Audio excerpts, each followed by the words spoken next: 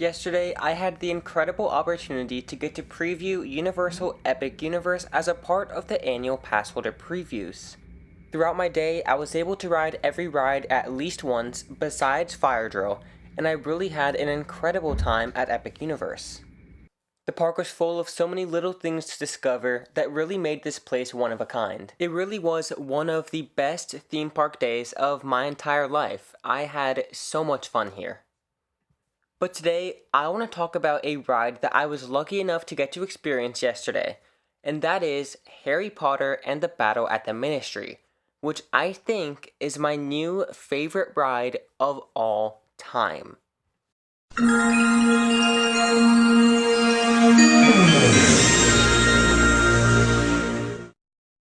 Before we begin, I would like to let you all know that this video will be comprised of two different sections. We're going to begin with a non-spoiler section, and then we're going to go into spoilers. Now, I'm not going to give too much away about the experience in the spoiler section because I don't really want you all to know everything about it. It's best to go into the actual ride experience as blind as you possibly can, but I will give away a couple of story details and scene synopsises just to kind of further prove my point as to why this ride is so great. So let's get on with this. If you haven't heard by now, Harry Potter and the Battle at the Ministry is very difficult to get on as it runs strictly on a virtual line system, meaning that the only way that you can ride this attraction is by having a virtual line return time to go and experience it. When I visited, Universal released return times at 11 a.m., 3 p.m., and 6 p.m. So I started refreshing the app about 20 minutes early, and I noticed that about 15-ish minutes beforehand, Universal ended up dropping like a single return time for the ride. I tried getting it and I did not get it, unfortunately, but that let me get on to the page where you can select your number, but just said unfortunately there aren't any time slots available. So I was able to use that and be the first one into the virtual line page when it did drop. I'm not sure if anybody was able to actually book a virtual line at 10:45-ish, but I certainly was able to access that, but it just was only available for one person, and I was trying to book 7 people, so I just kept on refreshing it, waiting for 11 o'clock, whilst screen recording in case if I got a time and it got deleted or something. But that's the big thing though, is that you have to be refreshing this thing constantly before 11 a.m., because when it becomes available, it goes away very, very quickly. I'm now going to fast forward a little bit to when 11 o'clock came and to when I booked the virtual queue. And as you can see, I had plenty of time slots available and got a virtual line. Now, I'm not exactly sure why they dropped like a single time slot at 10:45 in the morning, but it did happen, and I wasn't able to book it because I was a party of 7, but that helped me so much to be able to actually get the virtual line because I was able to get onto that page early. So I don't really know if that's something that they do all the time. It's a little bonus for the people that try to get really early. So, maybe you can get a pass before 11. But that is the perk of refreshing early because you never know what could come up. So just remember that, if you're not doing anything from like 10:40 to 11, I'd open up that app and start refreshing because they may drop the passes a little bit early. So we made our way over to the Wizarding World at noon, and we're very excited to get to experience the attraction before we found out that the ride was actually delayed for a technical difficulty, which was a-okay with us. We were just happy to be at Epic Universe, and again, understood that this was just a soft opening, and that, we weren't really guaranteed to ride any rides. And we had had a great day so far, so we were all a-okay with not even getting to ride it. And when I went onto the app, it told me that due to unforeseen circumstances, my virtual line return time had to be rescheduled, but when I went to go to reschedule it, there weren't any time slots, so I kind of just left it there, and it turned into a single-use express pass for me to use at Battle at the Ministry when it came back up. So we went and continued on with our amazing day at Epic Universe until we got in line for Mario Kart when at 3 p.m. when we were in this area of the Mario Kart line, we found out that Battle at the Ministry had just reopened. So at the main entrance for Battle at the Ministry, they ended up putting everybody that had a time slot for when the ride was down on the right hand side to head through Express, and everybody else that had a time slot that was valid for that time to the left to head through standby. Now, that was how it was working yesterday, so I'm not sure if that policy is going to change. It was a little bit chaotic over there because everyone was trying to figure out where to go, but the team members kept it very organized and made sure that everybody knew where to go if they were able to ride the ride. The queue for the ride was absolutely phenomenal. This was so immersive, it was huge in scale. Now, we went through the express side, so we didn't get to see everything, but we did get to see the Hall of Ministers, the main atrium, and Umbridge's office, which were all really, really cool and really, really immersive. We did wait about an hour to get onto the ride, and again, that's because there were a lot of people that had return times that got postponed. They were all heading over to the ride at the same time, so it was kind of expected to be waiting a bit of a long time for this ride, and let me tell you, it was worth that wait. And then we boarded our magical lifts to go on one of the greatest adventures ever. Now, this is where it got really interesting. So, the first half of the ride worked flawlessly. It was absolutely phenomenal, and I was saying OMG the entire ride until about halfway through when our ride vehicle stopped, the screen in front of us froze, and an announcement played that our lifts have been delayed. Then, after about 10 minutes, they played an announcement saying that our ride vehicles would begin moving immediately. But instead of seeing the ride fully functioning, we actually got to see it without any of the show elements functioning. So it was really interesting because our ride vehicles moved and they shook around, but we couldn't see anything on the screens and none of the effects were going off. We didn't even have audio. So it was a really, really cool malfunction. Like, as a big theme park nerd, this was like a dream come true for me. We even got to see the animatronics frozen in place, so we could really get a good look at them and how big they are, how big all these set pieces were. I really enjoyed this malfunction, and it's something that will probably never happen to me again because the odds of it happening to us were so slim. But I'm so lucky that I got to experience that really, really cool experience on Battle with the Ministry. But that wasn't it for us because we didn't actually get to do the full experience. So when we reached the unload, the team member there told us that we could actually wait and get a re-ride on the attraction. So we decided that that was what we were going to do. So we ended up waiting in the unload area for about an hour while they were trying to get the ride back up again. The team members in the unload area were great. They kept us very entertained and they kept us updated with what was happening on the ride. So it was really nice of them to do that and we all really appreciated. There also appears to be some higher ups there as well, talking with the team members, trying to get everything sorted out. So it definitely seemed like that everybody was really working together to get the ride back up. So it was really cool to see that. And they told us that we could get an express pass that included any ride in the park, including Battle at the Ministry. We could use it on one ride, or we could just wait it out. We decided to just wait it out because the express pass line earlier took about an hour.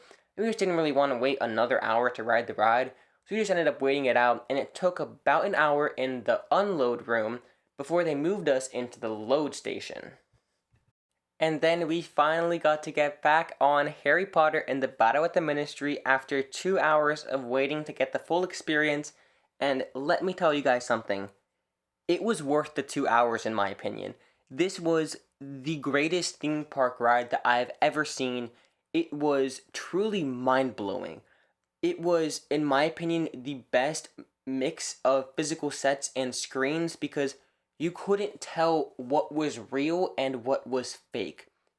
There were certain scenes where I was just freaking out as to how these effects were done. Everything about it was done so thoughtfully and so well that as a theme park fan, I just couldn't stop thinking about this ride and how badly I wanted to get back onto it. The movement of the vehicle was similar to Spider-Man. It did move up and down a little bit, but not too much, and it was very smooth. It wasn't like Spider-Man, which kind of like shaking you around in a jarring way. This was much more like floaty and really felt like you were flying. They really captured the whole flying feeling very well. The ride itself, though, was just breathtaking to experience in person. The animatronics on it were so fluid. Some of them literally looked like live actors in costumes. That's how fluid some of these things were. The sets were huge. The screens fully enveloped you and were crystal clear. You would transition from a screen to a set and you couldn't tell which was which, and it was just so good. I highly recommend doing this ride. Please make it a priority when you visit the park, and I would highly recommend you do not watch POVs of this ride ahead of time. Go in not having watched a video of the ride through experience, because going in blind for the ride is what you need to do, because that ride blew me away. From the second that we sat on that vehicle, the second that we got off, I was just like, OMG, that was so good, and I'm so happy that I didn't watch a POV. So don't watch a POV of this ride. Please, guys, don't watch a POV. I don't even think that POVs are even allowed on this ride. I haven't even seen any out there yet, so just putting that out there, that I don't even think you can even watch a POV for this ride, which is even better because you don't even want to be tempted. So if Universal, allows POVs, and if any of them start coming out on the internet, just look away. Don't watch. Just avoid at all costs. If POVs ever start coming out of this ride, do not watch them. This thing has to be experienced for the first time in person, because a lot of it is digital media, but it's done in such a way that it is done that it just looks so good in person that I'm not sure if video is going to do it justice. So, maybe video does do it justice. I'm not sure, because I don't even think there are any POVs of this thing out there yet. Good thing, because there were signs that said no filming. But, please, if POVs ever do come out, Universal authorizes it, don't watch them. Please don't watch them. Keep the surprise. It's so good. You guys have to ride this thing in person. It's so good. So we are going to transition into the more spoiler-ish section of this video. A lot of this is going to have queue spoilers because we were allowed to film the queue. There isn't going to be that much about the ride spoilers just because I don't want to give that much away about it. I'm sorry if you came here wanting to hear a little bit about the ride. I'm going to give away a little bit, but I don't really want to give away that much because, it's just so good. Just, you have to go out and experience it in person. It's so good. Alright, so let's head to the queue of Harry Potter and the Battle at the Ministry. So when you enter, you're still in 1920s Paris, but you're in the Metro Flou station. We're going to go and head into the Ministry of Magic during the time of Harry Potter, specifically after Deathly Hallows Part 2. Then you're given a number and you head through the Floo network and you get to see one of the best reveals in Universal history. Seeing the Ministry Atrium was incredible in person and was something that I will never forget. The queue for the ride is pretty long. Again, we waited about an hour for it, but there was a lot to look at and to really immerse yourself in the story and to get yourself pumped for this ride. They ended up splitting us again into Standby and Express in the Ministry Atrium. I believe it was Express on the right and Standby on the left in the Atrium. Express looked more backed up, but I believe it's because there was less queue room in Express, while Standby, it looked like they were walking straight on, but I'm assuming there were rooms afterwards that were more filled up. I'm not sure, because again, I've only done this thing technically twice, we'll say twice, but again, one of them wasn't fully complete. I've only been in the line one time, though. Then we went into Umbridge's office and saw the goat, Higgledy, the house elf, who carried the ride. The goat character, she's awesome. But then we were in the load area and got on the ride itself. So I want to talk about a thing that comes up in the ride a couple of times, which is when you're moving like an elevator, because it's done in such a cool way where they'll have a physical elevator car in front of you, but then on the sides there was some sort of projection effect or something. that made a movement appearance, and it just all felt real, where just everything was moving and you felt like you were moving in sync with the people, well, not real people, but the characters in the elevator in front of you, and you felt like you were moving super fast, and it was just mind-blowing. I could not figure out how this illusion worked. Again, my first time I was in the back, second time I was in the front, and either way, I could not figure that thing out. It was so convincing. It was so good. I literally felt like I was moving in this elevator bank very quickly. It was so cool.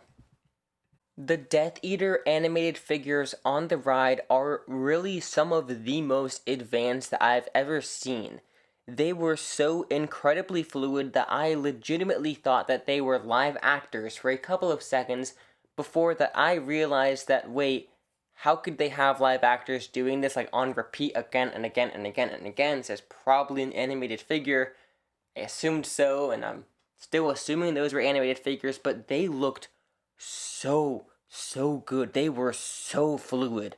They were mind-blowing. These things were so unbelievably good. I cannot get over how good those animated figures are.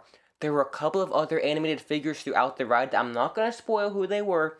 Don't want to give that away. Again, I'm not going to give away too much about the ride. Don't want to give away that much. You got to really experience it for yourself the first time. But like the animated figures on this ride are so good. And there are some things that like you don't know if it's an animated figure or not. It might be a projection effect. It might be real. You just don't know because it's all blend together so well. Like it's just so good. And I want to talk about one last thing about the ride before we go, and that's at the very end of it, because I think that it does something that we don't really get that many times in theme park rides, because, you think the ride's done, but you still have another scene where you kind of have to get back to the elevator bank, so you get to do, well, like, you have to get back to the elevator bank, so you get to go, you know, not really down, but you know what I mean? It's very similar to that first scene. So it's really cool to get to do that again. And it's kind of like they, oh, thank you. They're like, you saved the ministry, you did it. And it just makes you feel amazing. Like it was a very emotional part of the ride right there when, Higgledy's like, you saved the ministry, and Hermione waves at you. And, I'm getting chills thinking about it right now. It was just so incredible. And then the ride ends and you have music going, and it's just so incredible, guys. This ride just blew me away in every possible way imaginable. I know this video is a lot of me rambling because I'm doing this unscripted, and I feel that's the best way for me to do this kind of review for this ride, but you really have to believe me on this, that this ride is the best that I've ever seen. It's so well done. It is huge. It's incredible. It's having a lot of downtime, but it's so good that I know that, they're starting to get it a little bit more under control. They were starting to figure out some of the issues. For example, you can't cross your legs on the ride, because we were talking with a team member at Unload, and he said that, they noticed that sometimes crossing your legs causes something to happen. So they make you keep your feet planted on the ground throughout the entire ride. So they're figuring out what's going on. They are making it work, and let me tell you guys, if you guys can get on this ride, get on this ride. If Universal allows POVs and POVs start coming out, don't watch the POVs if they come out. Just don't do it. Just don't do it. Hold back. I know you can. Listen to my rambling about the ride, where I gave away a couple of details, but not too much to ruin the experience, Just this ride needs to be experienced in person. It is mind-blowing. You guys are not ready for Harry Potter and the Battle at the Ministry. I still can't believe that I actually wrote it. And I'm not even the biggest Harry Potter fan around. I read a couple of the books, I watched a couple of the movies, but I didn't actually finish them. And for me, as somebody who isn't the biggest fan of the franchise, to be this passionate about how good this attraction was, being a Harry Potter fan would be something totally different. So please, please do this ride if you have the chance to. You know, the big rides that I thought were the best in Epic Universe were Monsters Unchained, Battle with the Ministry, Hiccup's Wing Gliders, Stardust Racers, Mario Kart, and Donkey Kong. Those were the big six in my opinion. If you can get on those six, do it. This ride's probably going to be the hardest of those big six to get on, but do your best to get on this ride because it is worth it. This ride is so incredible. But with that, guys, thank you all so much for watching this little, not rant, but, you know, my little rambling about just how good this ride is. Thank you all so much for watching this. I wanted to give a huge, epic-sized thank you to everybody that worked so hard to get this park out to us. It's phenomenal. It is so good. I can't get over how good this theme park is. You just have to see it to believe it. Thank you all so much for doing this. It's truly incredible, and so many people are going to make so many memories here for years and years and years to come. With that, though, leave a huge like on this video if you enjoyed it. Subscribe to the channel if you want to see more content just like this. I have another Epic Universe ride that I do want to talk about, which is Hiccup's Wing Gliders, because that ride is my new favorite coaster of all time. I'm not even kidding. It was so good. Anyways, leave a comment down below letting me know if you've been to Epic Universe, if you've gotten to ride this ride, if you share a similar opinion to me. Let me know. I would love to hear from you all. But with that, thank you all so much for watching this video, and I'll see you all next time.